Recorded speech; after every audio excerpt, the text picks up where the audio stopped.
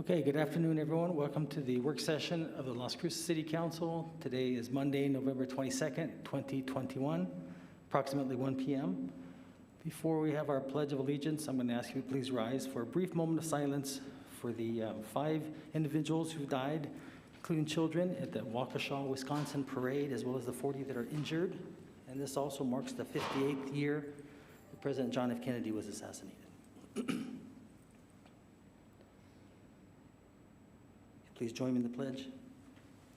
Pledge allegiance to the flag of the United States of America, to the republic for which it stands, one nation, under God, indivisible, with liberty and justice for all. Thank you. Okay, so we're going to have our pet of the week, and Jennifer Martinez from our communications office will be presenting them. Good afternoon, Mayor and Council. I am Jennifer Martinez with the City's Communications Office. And I am pleased to announce to you our pets of the week. And the first one that I will tell you about is our cat, Atlas. Atlas is a 1-year-old sweetheart who's constantly got his purr motor running. He loves attention and getting pet. He is a loving companion that would love to have a forever home for the holidays. And then, of course, we have our dog, Kira. Kira's about 1.5 years old, and she's a very happy-go-lucky girl. She loves walks and would really fit into a multitude of family types. If you can give these two their greatest gifts for the holiday, of course, that would be your love, attention, and a place to rest in your home. They would be forever grateful. There's also a Black Friday adoption special that will begin November 26th and run through Sunday the 28th. It would be half off all adoptions. And if you're interested in either of these two, you can call to make an appointment at 382-0018, and that's a call to the Animal Service Center of the Mesilla Valley. And you can visit with Kira or Atlas. Just make sure you have their animal number. And as you can see, 36345 is Kira's number, and 38751 is Atlas's number. Thank you, Mayor. Okay, thank you, Jennifer. Now we're going to have our jobs of the week. And I see Dr. Francisco Payadas coming forward, so. Thank you, Mr. Mayor, and congratulations on that MBA, Mr. Mayor. Well, thank you very much.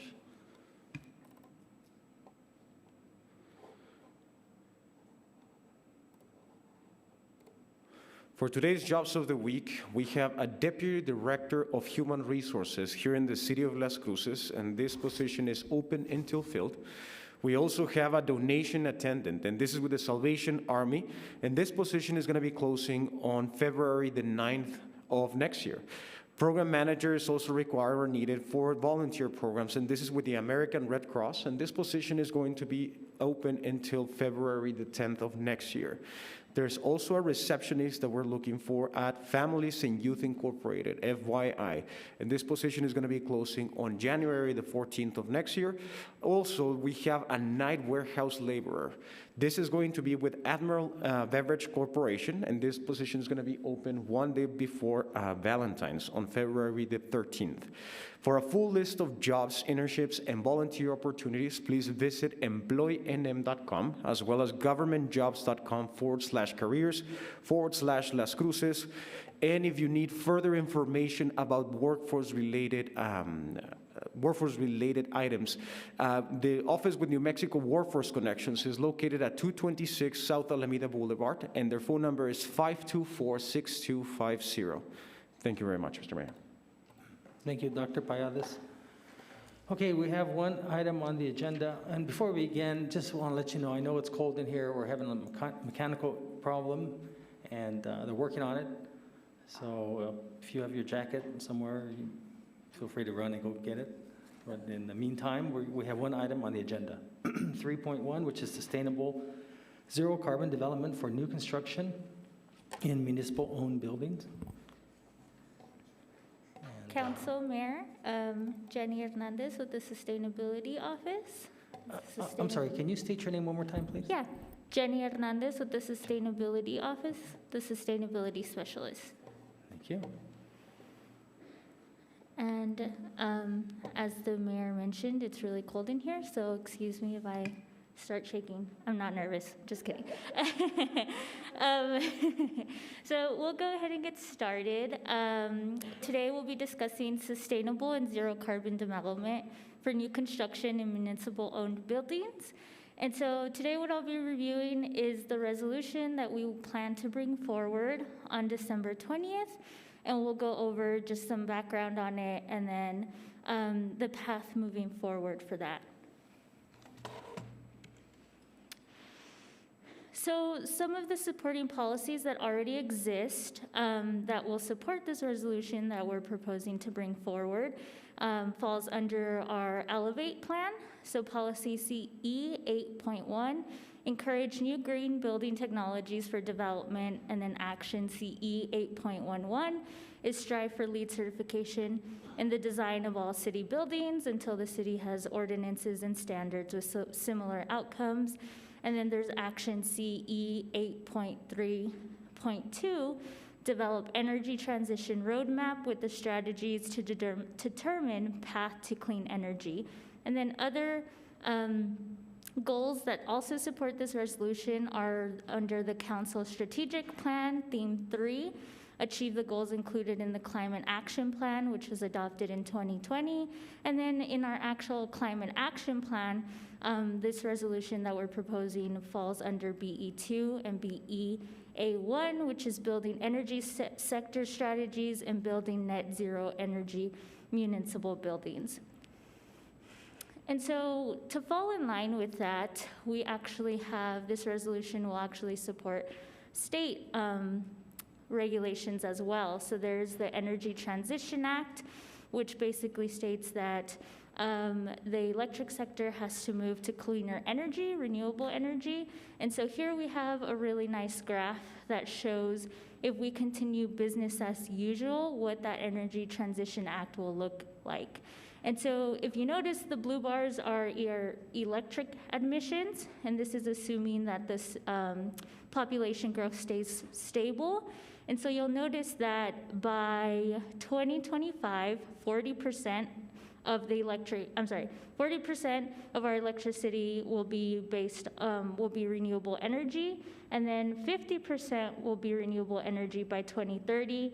And if we jump to 2040, it'll be 80%, and then completely clean by 2045. Now, if you look at the orange bars, that is our natural gas emissions. And this is showing that it's actually going to increase as we approach 2045. And so this is really critical because, again, it's business as usual, but this is going to help us understand the resolution as we're moving forward. So kind of keep this graph in mind. So we actually brought this to the PRC Sustainability and Transportation Committee because we realized that there was some confusion on some of the wording, and a lot of the wording gets thrown around. So we really wanted to make sure that we all had a clear understanding of what these different meanings mean. This is important when we were starting to draft the resolution and really understand what the goal of the city was. And so I'm gonna go ahead and go through some of these definitions, and we're comparing them against each other. And so the first two are status quo. So again, think of that graph I just showed you. That's us doing absolutely no changes or modifications.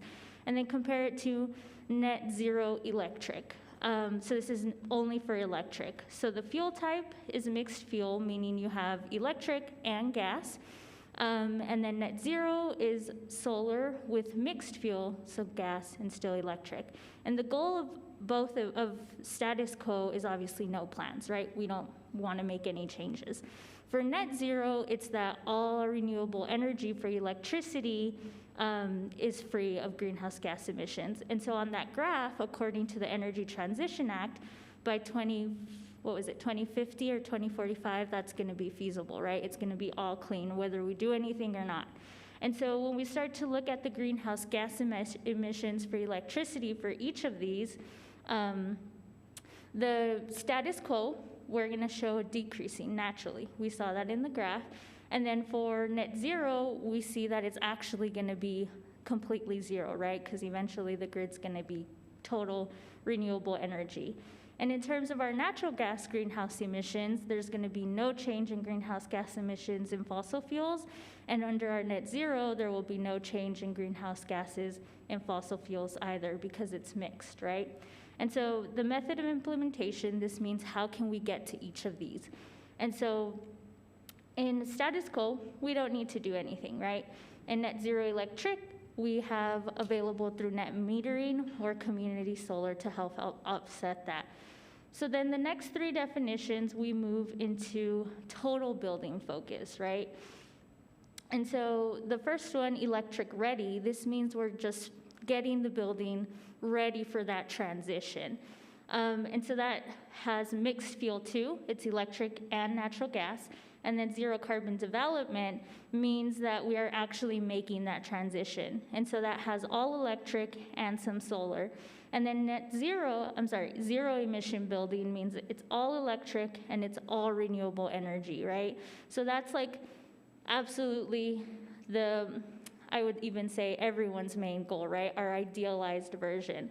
But as we go through this and using the graph that we previously saw, we're going to show you that zero carbon development, if the resolution which is moving us towards that, can actually make zero emissions building very possible.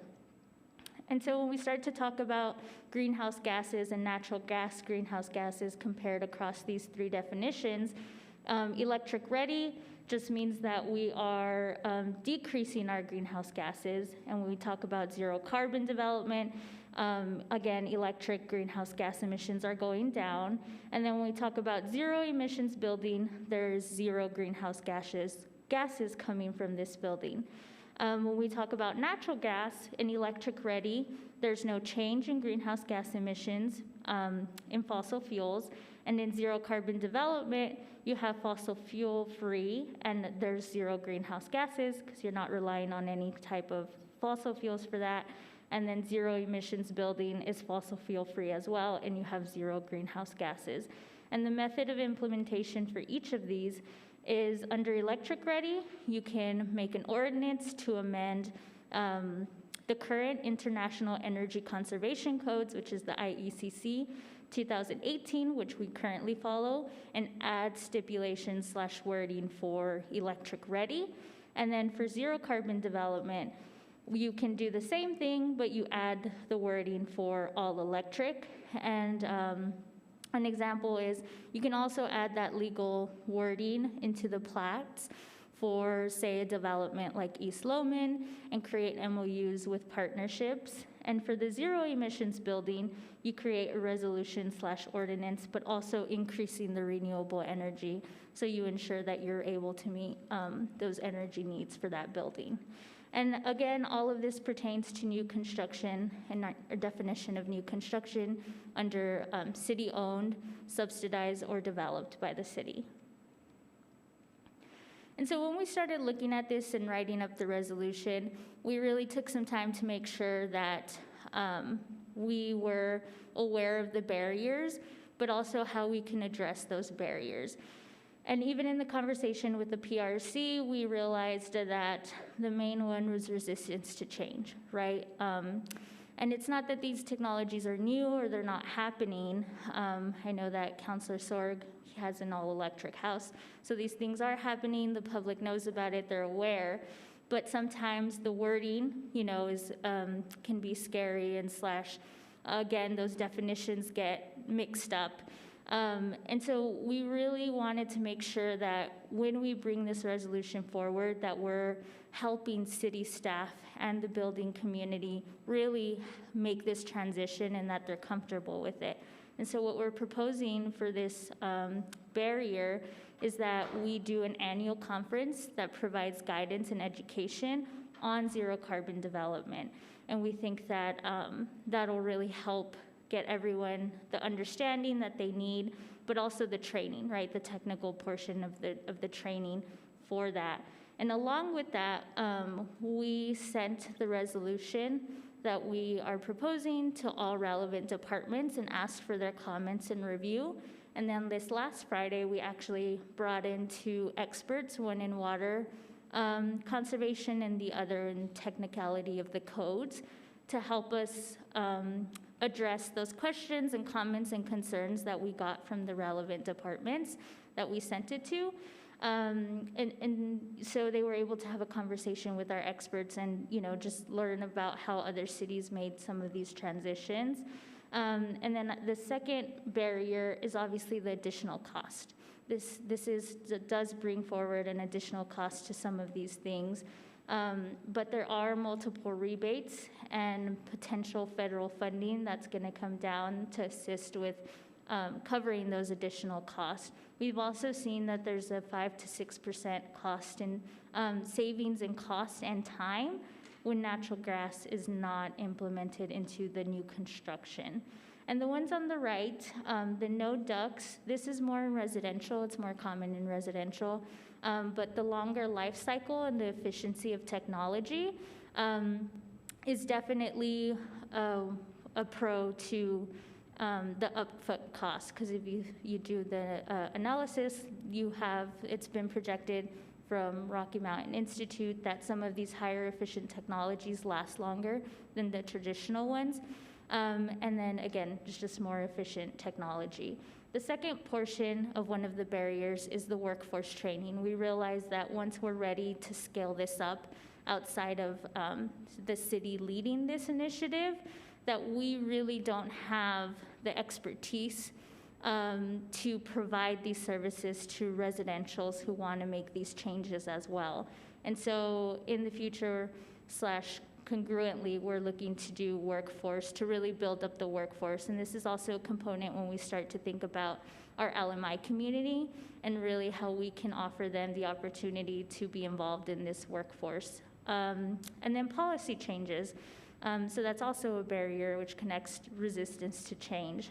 But it's, luckily, we are able to adopt wording from the IECC, which again is the International Energy Conservation Code, that supports national and climate goals. And so again, with this resolution, what we did is we already took the 2018, which we currently follow, and just amended it to add that all-electric portion. And so you'll remember this slide from when we presented on net zero. And we're going to start to get into the details of what we're proposing in the resolution. And so the first thing is that we take a holistic approach to designing our new construction. So it's this idea, again, that we can slap as much solar as we want on a building, but if the building itself, the root of it, is not approached holistically, we're not really maximizing our renewable energy that we're adding to the building.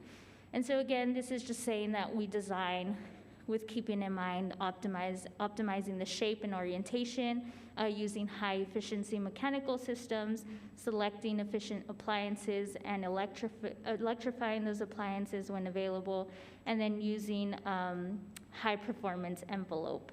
And one of the second things in this resolution is also including water conservation technologies as well. And again, keep in mind, this is only for city-owned facilities that are owned, subsidized, or developed by the city.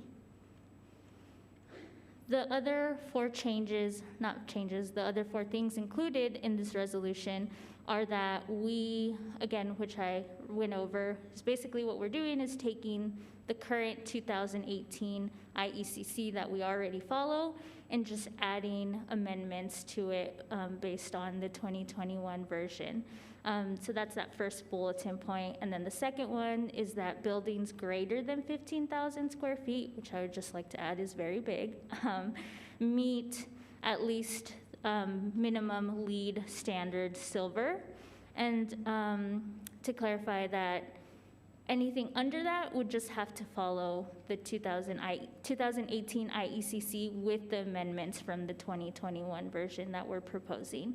And then that requirement stated in this resolution shall be incorporated throughout the selection process. So when it goes out to RFP for this building, that we're keeping all of these things in mind and telling them that this is how, these are the standards for this building. And then building cost estimates should consider available rebates and tax credits. And this is just the idea that we're capturing as much incentives to cut the upfront costs back. And I believe, and then the city's path forward. So once we bring this resolution forward again in December 20th, we are going to work in partnership with the Senator's office and New Mexico State agencies, NMSU, and our community college, and the Home Builders Association to co-host a conference/expo and workshop that examines the many dimensions of the energy transition and climate mitigation. And again, this is the idea that we would, as we recognize, one of the barriers to this is this transition in terms of the uncertainty. And so we just want to make sure that we're equipping staff and also our building community to help really train them through this and get the education that's needed along with this. And so that's really our path moving forward. And then we hope to bring back the resolution later on after we see how it goes to become an ordinance, and then even further that out in terms of taking it out to beyond municipally owned buildings. And again, this is just an opportunity for the city to lead in this. We would be leading by example and would serve as an opportunity then for the outside to want to adopt it more easily. And I believe that that is the final slide. Does anyone have any questions for Lisa and I? Thanks, Jenny. Do you mind going back to the chart that you showed? Looked like the gas and electric and whatnot. You just passed it. Okay, so I'm going to leave it at that, and I'm going to see if any of my colleagues have any questions, and then if not, I'll talk, and then they'll probably leave. So help me understand this again. So I know the blue represent electricity emissions. The gold represents the natural gas emissions. So is it, if we were to, and I think that goal you were talking about is in 2045. So if we were to move in that direction of slowly eliminating, let's say, take for example, natural gas, you're still projecting the natural gas emissions will still be that high, even though we don't have new construction with natural gas? So this is business as usual. So if we're going the way that we're going today and didn't make any effort to change that, then yes, it would increase just because the Energy Transition Act states that specifically for electric, it has to get cleaner. The grid has to be cleaner. And so that's why, not naturally, obviously, but that's why you see that the electric is getting cleaner. I see what you're saying, okay. And so if we even didn't do anything, it would still get clean. And that's why it would help us transition. Essentially what we're saying is that we have the opportunity then to move this dial in 2045 to be sooner. Okay. So I guess if you were to read the tea leaves, the legislature went after, the electricity emissions. Now they may also want to, down the road, do the same with natural gas. Yes. Possibly. Okay. Anyone have any comments, or I can still keep talking?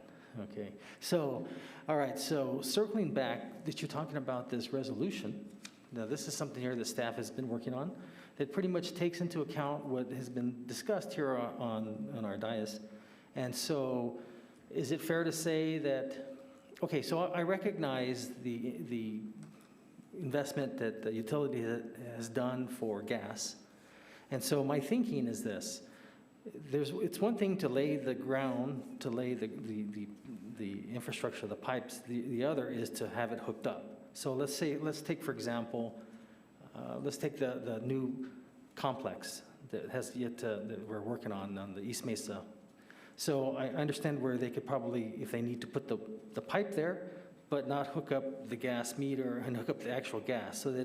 So I guess what I'm trying to say is if there was an emergency and the city somehow needed access to gas, the gas line is there, they just have to go in there and tap into it and then hook it up.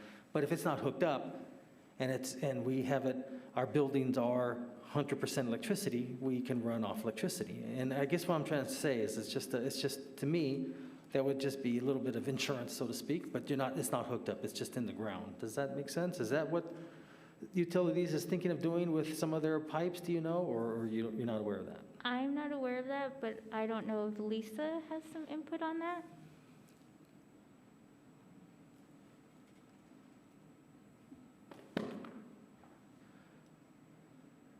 You almost made it the whole meeting without having to talk. And I'm like going, oh, I hope I come up with an answer. Hello, Mayor and Council. This is Lisa. I'm Lisa LaRock, the Sustainability Officer for the city. I know that I'm probably not, she called me up, so I'm answering, but I think that the idea is that those buildings wouldn't be hooked up. The concern that I am reading into your question, Mayor, is that you're concerned if there was a problem with electricity, that we wouldn't have a way to serve the building. For example, this building is all electric, and it has a heat pump, which is functioning a little too well. But we have a diesel backup generator here, or natural gas, I'm not sure which, this is a fuel type.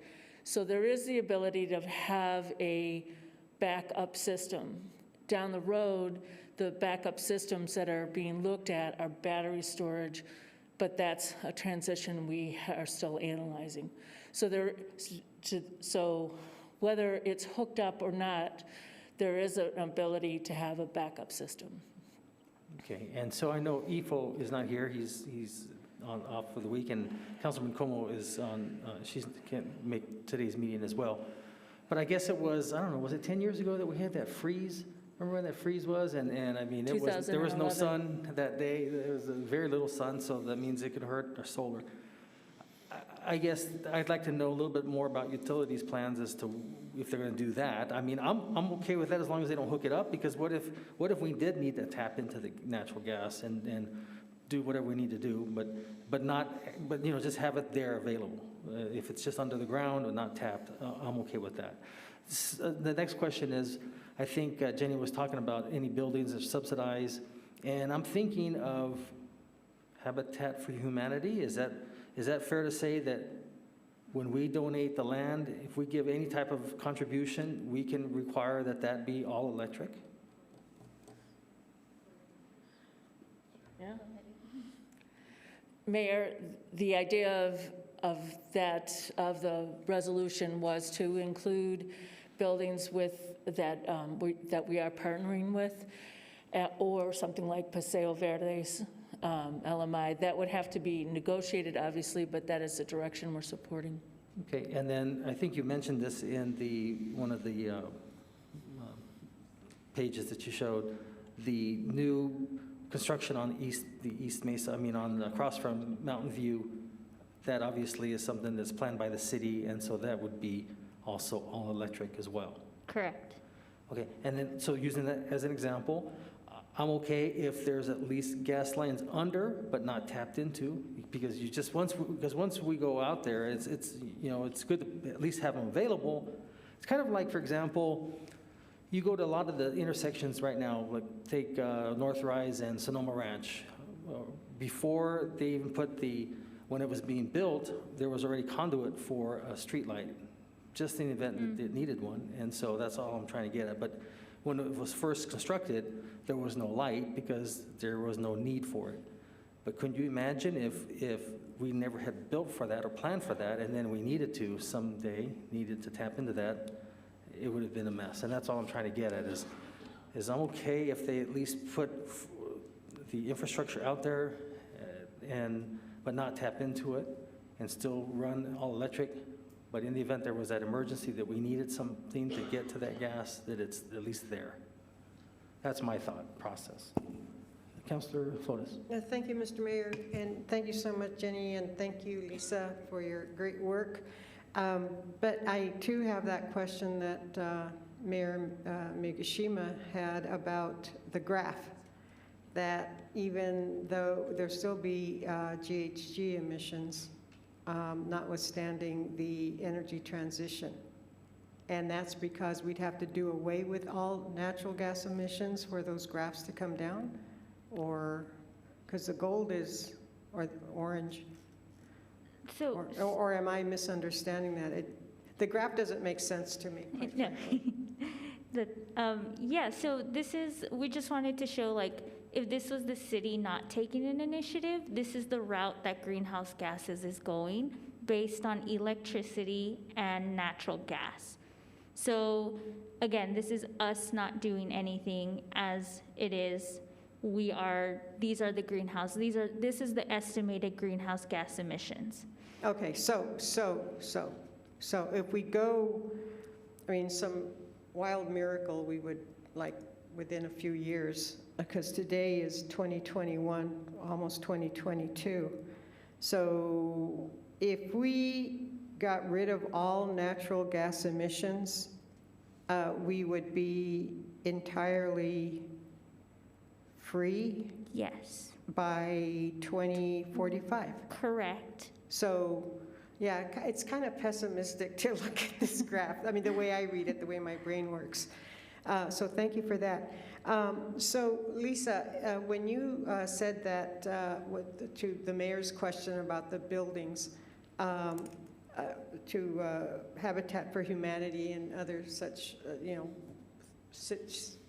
arrangements the city has, you said, I think your words were, I won't quote you, but they were akin to, that's what we would expect. So could we have, I think we would need to have language that wouldn't leave anything open to interpretation or going back and forth on the language of what not only the intent, but to have language that reflects the intent. And I always have a concern about some of that stuff that we go back to and we look at it and we go, oh, I should have had a V8. And it's like, oh, what were we thinking? So I just want to make sure that everything we have is stated with the intent that, with words that reflects that intent. And I totally agree with this program, this approach, because we're super way behind. And I think you've been following COP26. And we are so far behind that, the manatees are not doing well in Florida, and the polar bears are floating on little pieces of ice.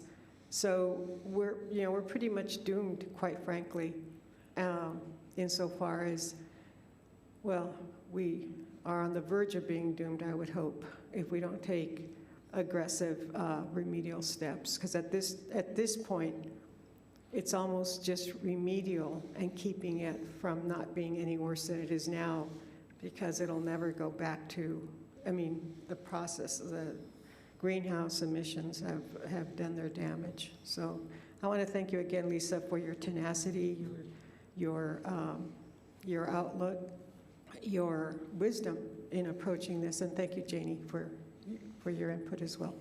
Thank you, Mr. Mayor. Thank you, Councilor. Councilor Vasquez? Thank you, Mayor. Yes, I do have some questions around the resolution that's coming forward. This is going to be a resolution, right? Not an ordinance. Correct. Okay, so this will be guidance essentially to our staff to be able to carry this policy forward. Is there a specific reason why this isn't coming to us as an ordinance and a resolution? So we wanted to basically trial and error. And also because there was some hesitancy in terms of, is this the first time we're doing this? And so we wanted to make sure that we equipped staff and also the building associations, or community with the proper tools to succeed versus just going at it with, these are what you have to do now, without any kind of, support with that. Sure, that makes sense. Thank you.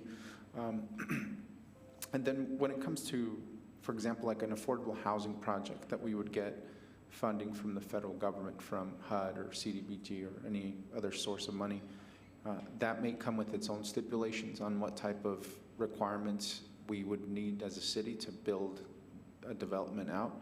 How would this resolution, or how would our own requirements potentially be resolved or conflict with federal requirements for matching funds for something like an affordable housing project? That's a great question.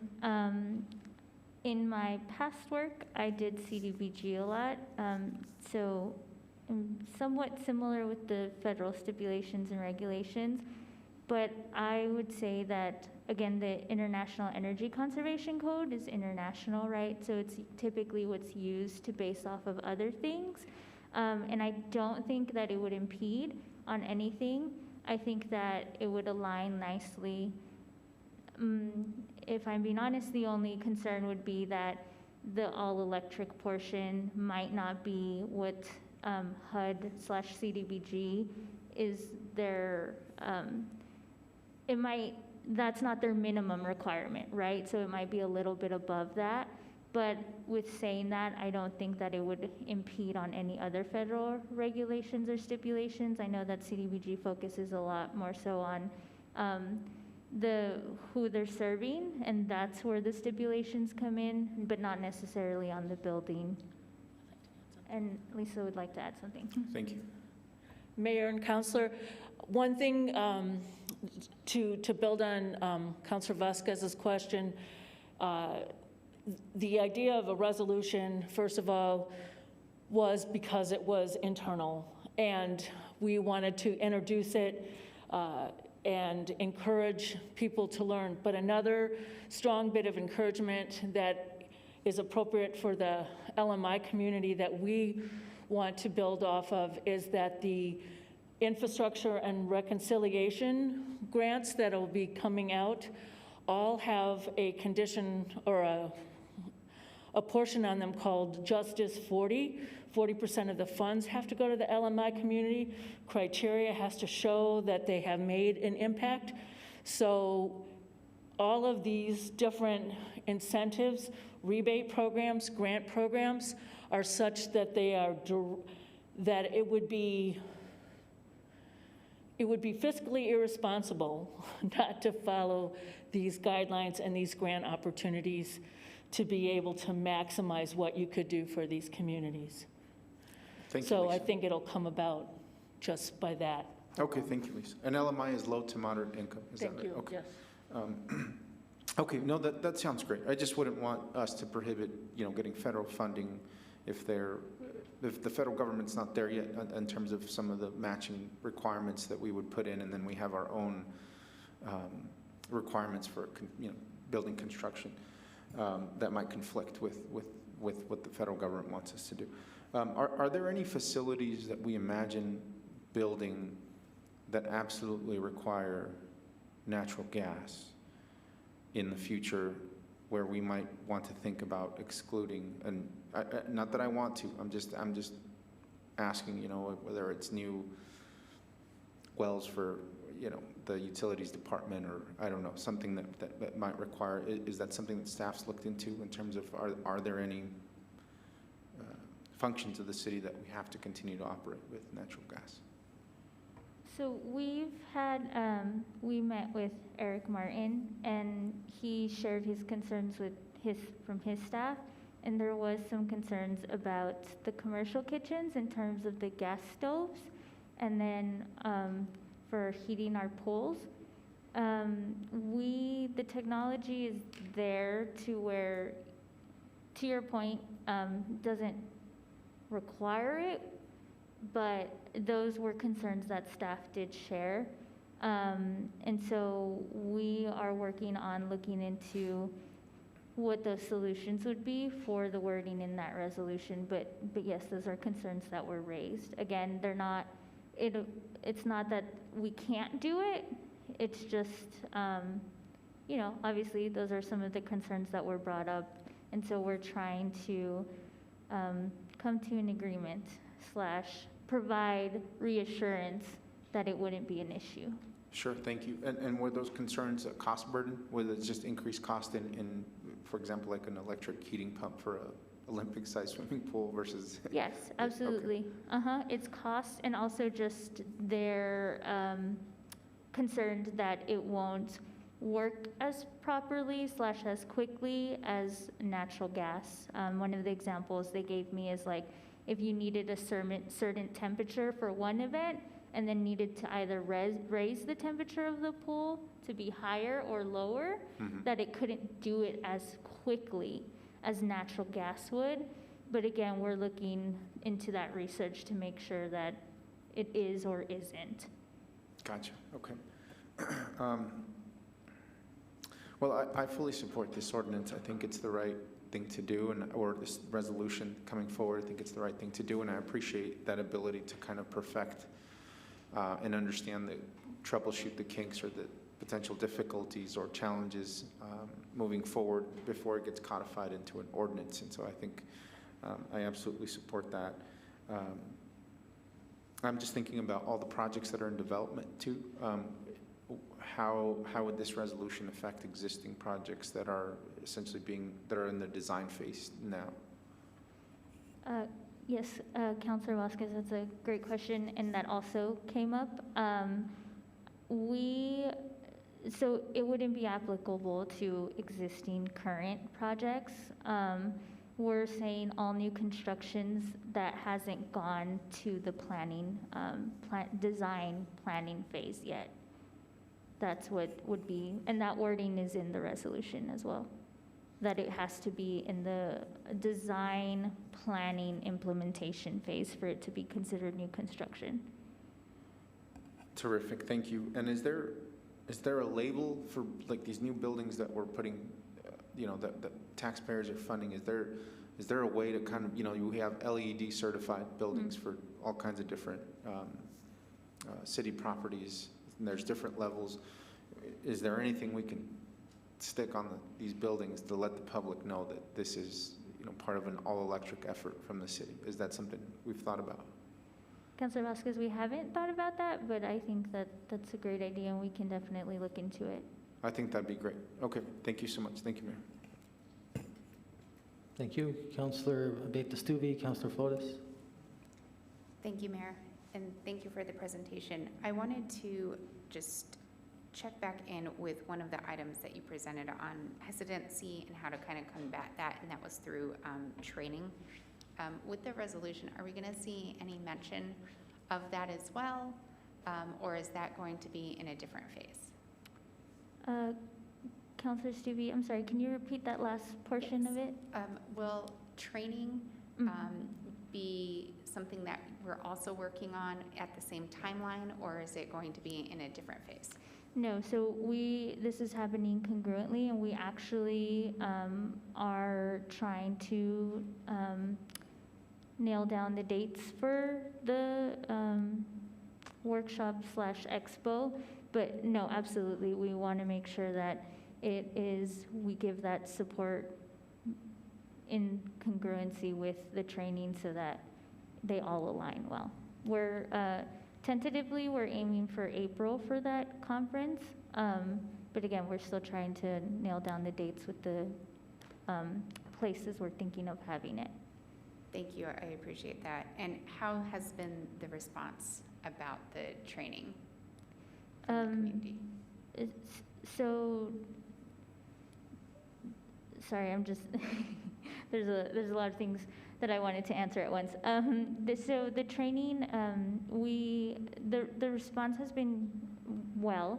I was just thinking of that we want to do two components to it. So there's the workshop component where we have classes to, actually train our staff and the building community, but then the expo component is open to everyone so that they can see the vendors out there and, get more information and things of that nature. But the workshop portion is heavily focused on the technicalities of it and making sure that the people who are affected by the resolution are getting the education that they need. And then the expo portion is more for the community because, again, this resolution is only for city, municipally constructed buildings and not for residential. But we don't want to exclude them. We want to get them excited so that when we're ready to take the ordinance for residential, that, they're already aware and they know that it's coming. Thank you, I appreciate that. And I do appreciate having this as a resolution until after we can do some of those trainings and education. So thank you, and thank you, Mayor. Thank you, Councilor Flores. Thank you. No, I thank you for your questions, Councilor Abeyta-Stuvey. Thank you, Mr. Mayor. Okay, so I have a question, and I may have to call on Carl so let's use the Casa de Peregrinos. I know there's been a problem with it, but let's just say it was built and ready to go, and it has electricity and gas. Could we not, Carl, have it to the point where we don't have to use the gas? Because doesn't the gas meter isn't it locked until it's been approved by the city to unlock it? Couldn't that stay locked? And that's one thing. And so it forces that building, if that was the case, to just go on electricity only. I'll let you answer that question. Then I've got a question for Lisa on third-party agreements. Thank you, Mayor. Carl Clark, Deputy Director, Environmental and Technical Support with Las Cruces Utilities. So, Mayor, yes, you're correct. We can do something like that. And then in regards to your request about having a gas line in place for other places, we do that with all the hospitals where they have a backup generator, and usually they run off of natural gas. Sometimes actually natural gas and propane. In case the gas system can't get there, they have a propane tank sitting there as well. And that happened at one of the recent prompt cares off of, I guess that's Main Street, Highway 70, right in that area, that brand new one. They have both a propane and natural gas system to run their backup generator in case they lose power and have patients there. So, but yeah, that's all possible. Okay, thanks. And so, Lisa, thank you, Carl. Well, Lisa, what I was going to ask is, if we were to do something like that and just run off electricity, I guess I was wondering, and maybe this is something you're going to bring up forward, is why we're not utilizing more third-party agreements. Because I would think that when we do that, the city doesn't have to really put out too much money. In fact, hardly anything. It's the third party who's actually doing all the infrastructure and capturing the rebates, and then we get to, through our savings, be able to use that to pay them their debt service and still have less electrical costs. So I guess what I'm trying to say is, if I was to sum it up, is why can't we make some of our new buildings, even though right now just still have it wired for or fixed up for gas or the infrastructure there for gas, not use it, shift everything to electricity, and then when we have the third-party agreements and we're using solar to run it, then we're paying less costs than we are if we were to be utilizing gas. I don't know. So I guess my question to you is, why we're not doing a whole lot of third-party agreements, or does it still cost the city money to do those as well? And if it does, what are the costs? Mayor,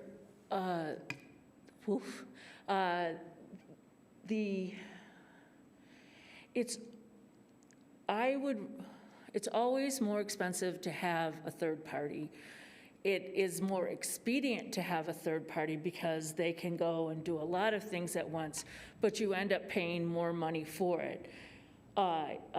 It's good to have a third party when they have a technical expertise that we don't have. In the case of new construction, moving our staff to be able to, and the contractors that serve them, to be able to do electrification in the buildings is a skill set that will be the foundation for all of our new construction. And so I would recommend that we seize it with its importance and have staff and contractors learn how to do the electrification. If it was something unique and significant, then I think a energy performance contract, which is what I think you were referring to, is a great strategy. But I think that the need to electrify buildings, to address the climate change in its full force is very important, and we're trying to accelerate that transition. So although I think it would be helpful to have the technical expertise, and I hope that we are bringing it to staff and contractors through the different conferences and workshops and expos, I would like it to be, I mean, I think our goal is to really push people into this transition all the time. So help me clarify this, if maybe I have the third-party agreement structure wrong. So let's just use City Hall for an example. Let's say we pay $100,000 a month on our electric bill. And Acme Company comes here and says, we'll put solar on this building. We're going to save you $50,000 a month. But from that savings, you're going to need to pay us $25,000 so we can pay off the equipment. So the bottom line is we're saving $25,000 a month, not the full 50, but if we had bought it ourselves, but we didn't have to put out any money. The other company, Acme, is getting all these credits that the government is giving, which we can't get because we don't file tax returns. So why is it more expensive for us to, or do I have third-party agreements, the structure wrong? Isn't that how it works, or no? Mayor, you have described it correctly. I think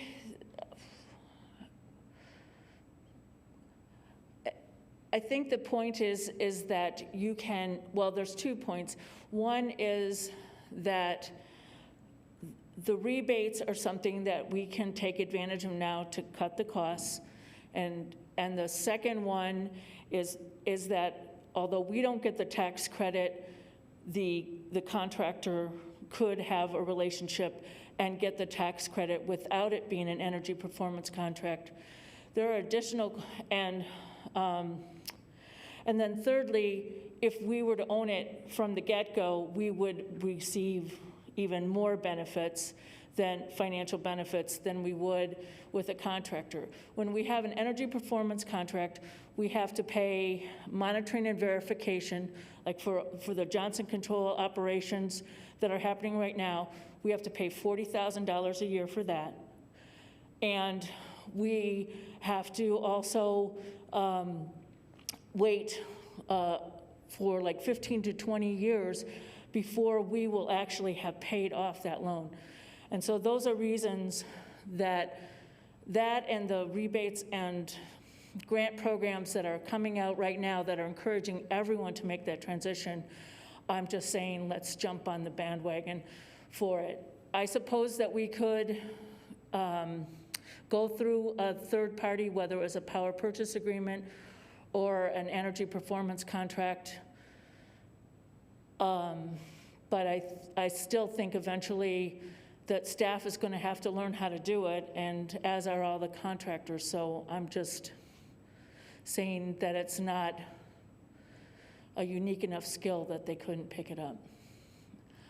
So succinctly, I think it's less expensive, and I think the skills are there, and I think the incentives are there for this to be an approach that we take on ourselves. I'm not saying that for a large building like this, if we wanted to go platinum LEED, hey, let's see what we could do, but I'm not sure it's necessary. Yeah, I didn't want to confuse the energy agreement that you were talking about with a third-party agreement, because those are two different things. What Johnson Controls is what you were talking about. We had to pay them to look at all the buildings. They think that they can save us money, and they guarantee that they would save us, and if they did, they pay us a difference. The third-party agreement is totally separate. I don't think we're paying energy on that for, I don't even know if we even have any third-party agreements with the city. All the solar that we've had to buy it ourselves. But Mayor, actually, we do have a third-party agreement. That's the power purchase agreement that Amoresco built 3 megawatts of solar on the wells in the airport. And okay, so let's use that one for example. We didn't have to buy those panels, did we? No, sir. No, they bought it. And we're buying the energy from them. Right, and it's usually that energy is less than what we were paying before because it's being generated by solar. That's true. Yeah, and so that's the model I thought that we should be doing, and then that's why although what's interesting is if we were to do this with our city buildings, not only is it good for the environment, i.e. Less greenhouse gases, but it saves the taxpayers money because we're paying less on electricity. and we're shifting it to a third-party agreement who can take advantage of the rebates. I was under the impression we couldn't take advantage of those rebates. But why would we? If we can save even 25% of our electric costs and still have solar, and then think about the money we'll save from not having to pay natural gas as well. But as I mentioned, I think it's important that it still be available because of an emergency. I mean, you know, if all it meant was the city comes and unlocks the gas and get it going, great. But, you know, it shouldn't be unlocked unless it was an emergency, and that's what I'm trying to get at. I think that was something that I think that we should probably really look at, and I would hope that resolution would really address, because I see some possibilities here that we can really accelerate our savings to the taxpayer, to the city, both, you know, one and the same, and still achieve what we're trying to achieve here. But for some reason, I just don't quite feel that that this future resolution addresses what I think council would like to see, and that is slow elimination of greenhouse gases, still recognizing the investment that the utilities has put in, but at the same time, you know, in the event of emergency, have access to it, and really utilize third-party agreements in municipal-owned buildings, because we'll save money on electric costs. Mayor, I believe this is actually helping to achieve what you're describing, because we're electrifying all new municipal buildings. And as a consequence, either through additional solar, community solar, or just the attrition of gas from greenhouse gas emissions from El Paso Electric, we will be emitting less greenhouse gases. So the goal of this resolution is to be able to choose a source of energy that has the potential of producing zero greenhouse gases. Electricity can do that. And so whether we just wait it out for El Paso Electric, we put on solar ourselves, or a portion of solar, or we subscribe to community solar, those are all options for us to go greenhouse gas free, zero emissions. So this resolution is about making a building potentially greenhouse gas free, because it's all electric, and electricity can ultimately be delivered through renewable energy. I don't know if we're making things worse or better for you, but sorry. We're okay. So, Mayor Pro Tem. Thank you, Mayor. Thank you, Councilor Lisa Sorry. and Jimmy. I appreciate the presentation. So I've been always clear, this is not my expertise. So when you present, there are concepts in here that are difficult to grasp, and so you're gonna have to help me and probably others here, with the exception of maybe a couple of, I mean, I'm not gonna say that, whatever, but please come up with a binder that has all these concepts. You have IECC, like those are things I don't know, and it makes it very difficult for me to understand it and try to make sense of it and put policies in place that are going to be helpful. So something like this would be, for me, helpful. Definitions, you know, what we're trying to do here, why we're trying to do it. I like the idea of this conference. I think that's an important piece to it. And I think we should do small focus groups or small, a series of engagements, right, for people like me, when you're now going to start trying to get enthusiasm from your residents, right, to move into complete electric. I think those things are important if we don't do that. And so I appreciate everything that you've done. I'm always in awe of both of you when you come up here, because it's something I'd really love to learn more of, and I try to. But there's things in here that I don't understand, and I want to understand it, and I think I'm left behind here a little bit. So I don't like feeling that way, and I'm sure that's not your intent.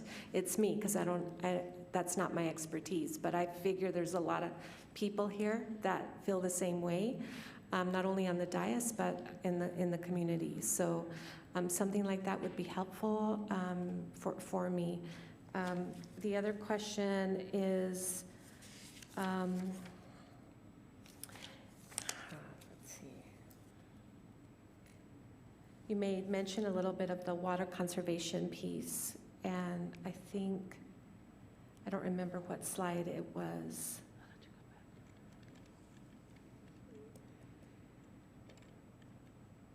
So it is going to be the second, it's the second point in the resolution, and it states any city-owned facility that is owned, subsidized, or developed by the city and uses water and/or energy is included in this program. Okay. And so that's where the water conservation piece is. Okay. So maybe talking in this binder of sorts that I'm asking for you to produce a little more about what that means. And for me, I'm concerned with utilities sort of moving into being an energy, right, utility. What does that look like, and what kind of conversations are we having with them about that? And I think those are all really important things that we need to, I'm for the resolution. I think we should start with this first rather than it becoming, like you said, as an ordinance.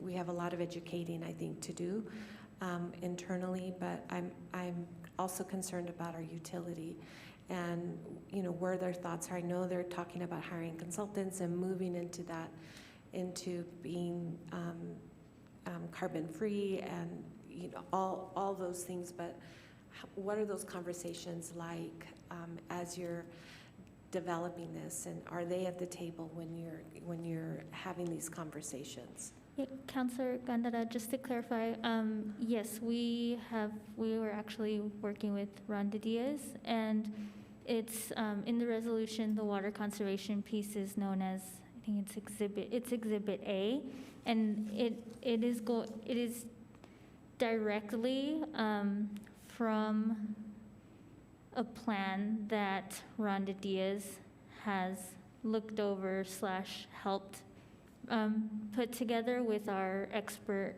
Kat Mortimer from PAX. She's a water energy conservation consultant. And so, yes, Rhonda has been, she's been in the conversation. And just to be clear, these are, Exhibit A is not, it's not for zero carbon development. We're just adding water conservation components to it. And so it's just like standards, like irrigation standards, water metering standards. It's absolutely not that we're asking utilities, water specifically, to be zero carbon. No, it's just components of water conservation that we're adding to the resolution, which, just to clarify that they have been vetted through them. Okay, cool. But absolutely, when we bring the resolution forward, you'll see those specifics, exactly what we're asking for. Okay, all right. Thank you so much. I appreciate it. Thank you, Mayor. Thank you, Councilor Sorg. Thank you, Mr. Mayor. Thank you all for your presentation. Yes, a lot of good information here, and we need to understand it. It's true. Good questions by the council here and everything. As you know, we need a path to a clean energy future. The state has already done that with their Energy Act that they passed a couple years ago. And so this is just part of that path that we go. I simply look at it this way. You have a building, and there's going to be differences in different buildings, of course. And there'll have to be adjustments, but you have a building that's just all electric run.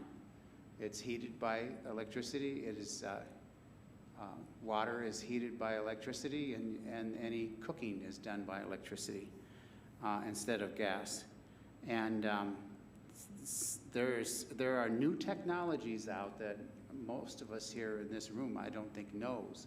And these technologies are very energy efficiency with using electricity, high efficiency. So I was wondering, we talked about having a consultant help with this transition.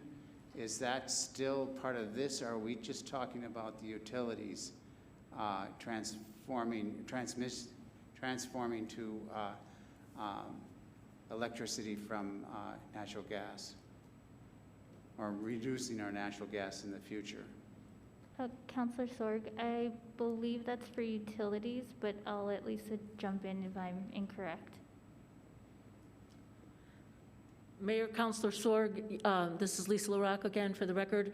There is a specific resolution for utilities to develop an Energy Transition Act that talks about how that's specifically for them. The domain of our responsibility is to implement the Climate Action Plan, and towards this, we're looking at strategies like building electrification, electric vehicles, and other strategies like that to deal with how the city and the community at large makes this transition. How utilities does it is a separate. Okay, thank you. Yes. And Mr. Mayor, if you're talking about having power purchase agreements for solar, that surely would fit this whole plan here. Any new building we have, we could put PPPs on, use PPPs rather for our city buildings, for sure. And of course, if we have solar on our buildings, and enough of it, we could say that our building is not even using electricity from our El Paso Electric, or we're generating it all ourselves. That may not be able to be done, but it's what way that would be. So yeah, the best thing to do is to have solar on all of our new buildings. But if not, over time, the amount of carbon dioxide, carbon greenhouse gases that are going to be emitted from the electricity we use is going to go down as they abide by the state law. In fact, I don't know if it's well known, but in this time of year, El Paso Electric is almost very close to 60% greenhouse gas free, because they get the vast majority of their electricity from Palo Alto, or Palo Verde rather, where it's a nuclear facility. Together with the little solar and wind they also tap into in other places around the area. So that's the idea, is to go all electric, and then as time goes on, we'll be greenhouse gas free by 2045. Whether we generate the electricity ourselves or if we get it from our IOUs. So proceed, bring us that resolution, and we'll get her done. Thank you, Mr. Mayor. Thank you, Councilor. Anyone else? Some members of the public? Kevin, is that you? That's me. Oh, did you want to say something? Yeah. Okay. Just need you to wait till you get here and then state your name, and we're good to go. Kevin Wilson, representing Housing and Neighborhood Services for Natalie Green today. Can you lift the microphone up a little bit, please? Natalie wanted me to come in and listen to the presentation, and wanted me to please express that we need to take into consideration our third-party partners that we have in the nonprofit sector for single-family residences, in particular Tierra del Sol and Habitat for Humanity. These changes could be devastating to the programs that they're running right now that are very instrumental in the increasing of affordable housing. Not that we don't want to move forward with an idea of full sustainability and carbon-free footprint, but that we would like to have extensive consultation with our partners prior to these changes being instrumental in the way they do their operations. But just wanted to bring that up as we write the resolution, that is taken into consideration. That's it. So let me ask you something, Kevin. I know you were in the real estate business before, and maybe even the construction.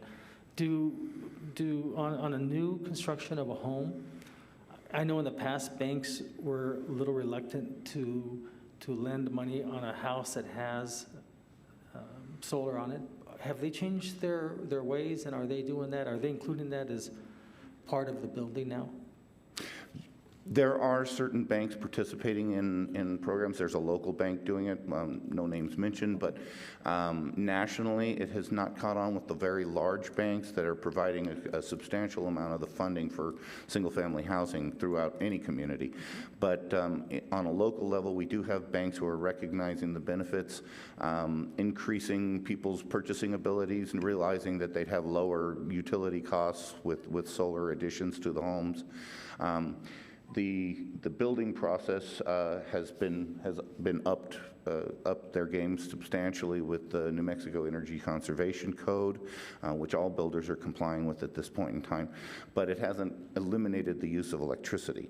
So banks will loan larger amounts to borrowers, knowing that there's going to be solar.